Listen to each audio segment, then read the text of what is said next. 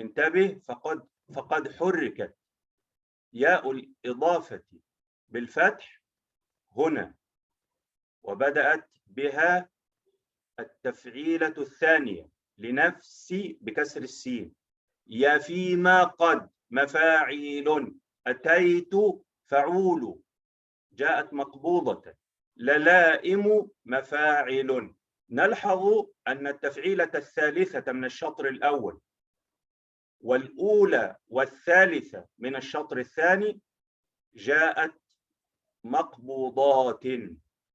هذه التفعيلات الثلاث جاءت مقبوضات، حذف خامسها الساكن. نحن نكرر يعني هذه المصطلحات بتعريفها ليحصل لها رسوخ في الذهن، خاصة عند من هو يعني ضعيف في فن العروض. نتعلم معا، نحن نتعلم معا. فقلت اعتذارا عند ذاك وإنني لنفسي يفيما قد أتيت للائم. أأزعم أني عاشق ذو صبابة بليلى ولا أبكي وتبكي البهائم. والصبابة رقة الشوق وحرارته. والتقطيع يكون أأزعم أني عاشق ذو صبابة بليلى ولا أبكي وتبكي البهائم. أأزعم فعول، أصاب هذه التفعيلة القبض وهو حذف الخامس الساكن. مؤنع مفاعيل، شق ذو فعول، صبابة مفاعل، أصابها القبض وهي كذلك تأتي دائما في غير تصريع. بليلى فعول ولا أبكي مفاعل وتبكي فعول بهائم مفاعل. الضرب مقبوض كالعروض. إذا قلت هاتي نوليني تمايلت علي هضيم الكشح ري المخلخل. إذا قلت هاتي نوليني تمايلت علي هضيم الكشح ري المخلخل. فعول مفاعل فعول مفاعل. فعول التفعيلة الأولى من الشطر الثاني فعول أصابها القبض. مفاعل فعول مفاعل. ومعنى أيضا أبيات لقيس. تذكرت ليلى والسنين الخوالية وأيام لا نخشى على اللهو ناهية. تذكرت ليلى والسنين الخوالية وأيام لا نخشى على اللهو ناهية. وفيها يقول بثمدين لاحت نار ليلى وصحبتي بذات الغضا تزجي المطي النواجية. بثمدي نلاحت نار ليلى وصحبتي بذات الغضا تزجي المطي النواجية. فقال بصير القوم ألمحت كوكبا بدا في سواد الليل فردا يمانيا. فقال هذه أصابها القبض فعول. فقال بصير القوم ألمحت كوكبا بدا في سواد الليل فردا يمانيا.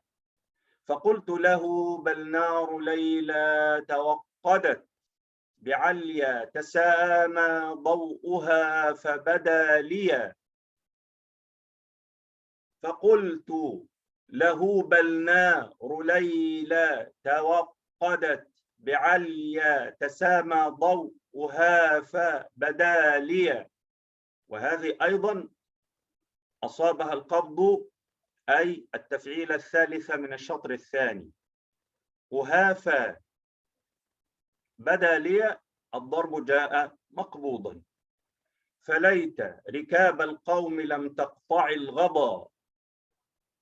لم تقطع، الفعل المضارع مجزوم بلم وعلامة جزمه السكون، لكن العين التي عليها السكون حركت بالكسر لالتقاء الساكنين، يعني التقى هذا الساكن مع ساكن الغضا، اللام القمرية الساكنة. فليت ركاب القوم لم تقطع الغضا، وليت الغضا ماشى الركاب لياليا.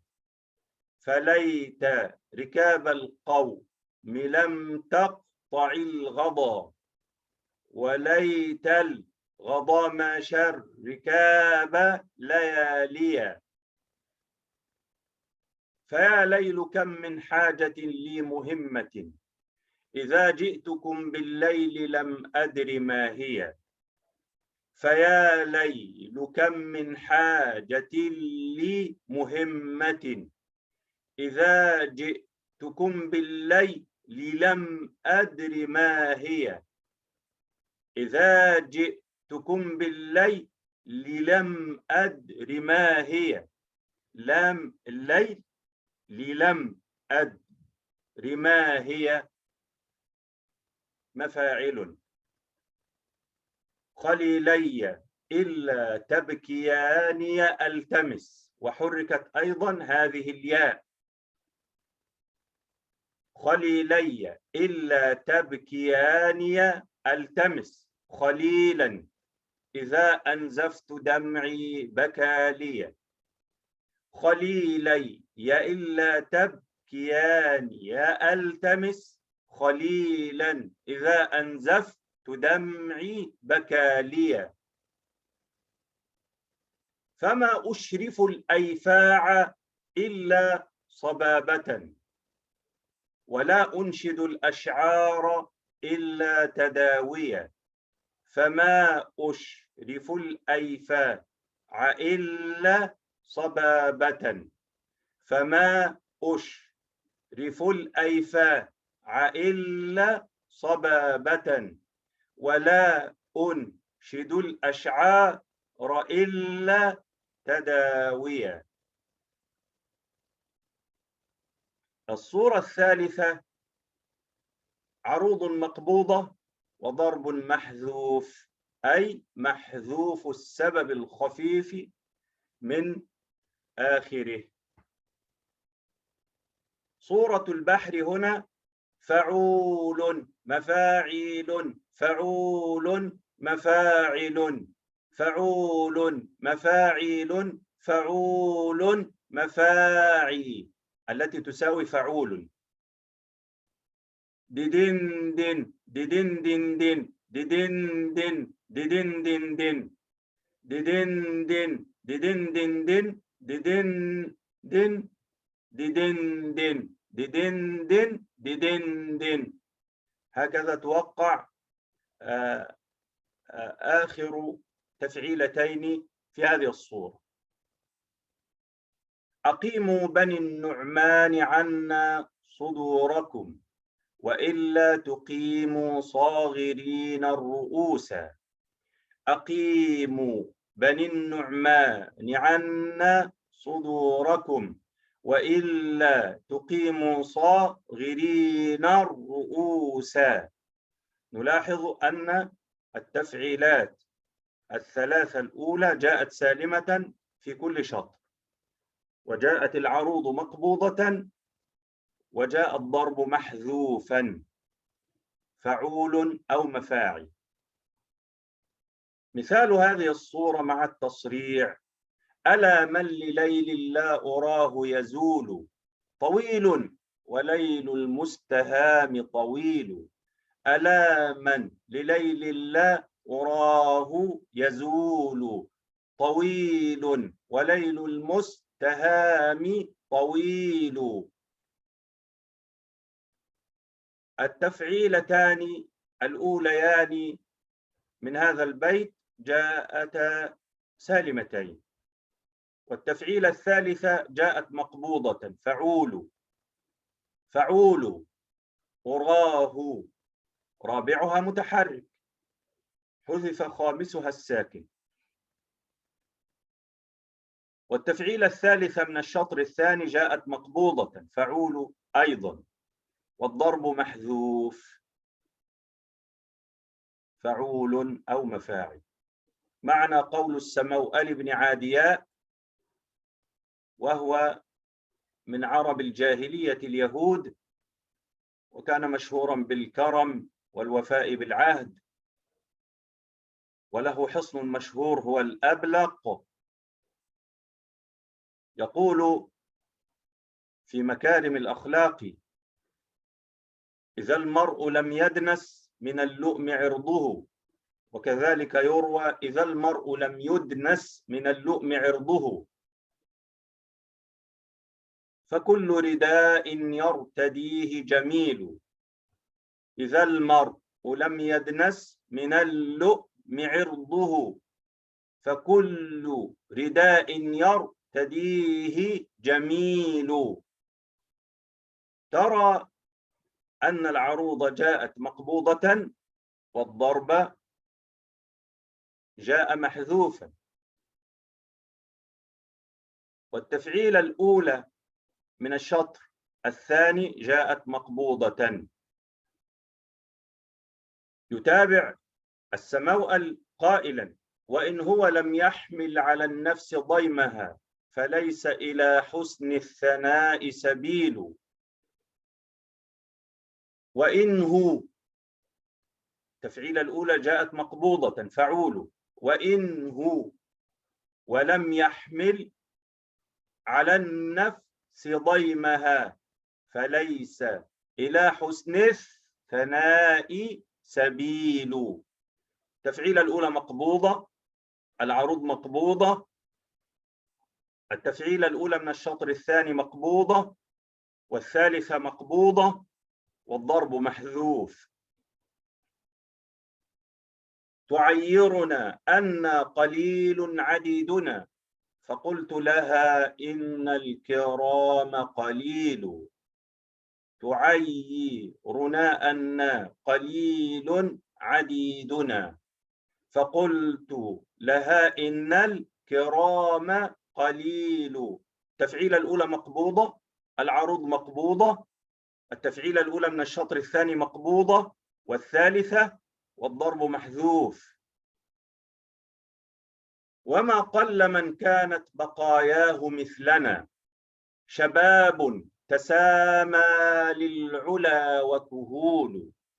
وما قل من كانت بقاياه مثلنا، شباب تسامى للعلا وكهول. شباب تسامى للعلا وكهول. هذا البيت أقوله مرة أخرى: وما قل من كانت بقاياه مثلنا، فمثلنا خبر كان. شباب تسامى للعلا وكهول. وما قل لمن كانت بقاياه مثلنا، شباب تسامى للعلا وكهول. العروض مقبوضة والضرب محذوف. التفعيلة الثالثة من الشطر الثاني جاءت مقبوضة. وما ضرنا أن قليل وجارنا عزيز، وجار الأكثرين ذليل. وما ضرنا أن قليل وجارنا عزيز، وجار الأكثرين ذليل. العروض مقبوضة والضرب محذوف. التفعيلة الثالثة من الشطر الثاني جاءت مقبوضة، أي حذف خامسها الساكن. وأدع لكم بقية الأبيات للتدريب عليها. وبهذا نكون قد فرغنا من بحر الطويل، وموعدنا في المحاضرة القادمة إن شاء الله تعالى مع بحر المديد. السلام عليكم ورحمة الله. تذكروا الاشتراك في القناة وعمل الإعجاب ونشر الفيديو إن شاء الله تعالى. نفعنا الله تعالى جميعا بهذا المحتوى، إنه ولي ذلك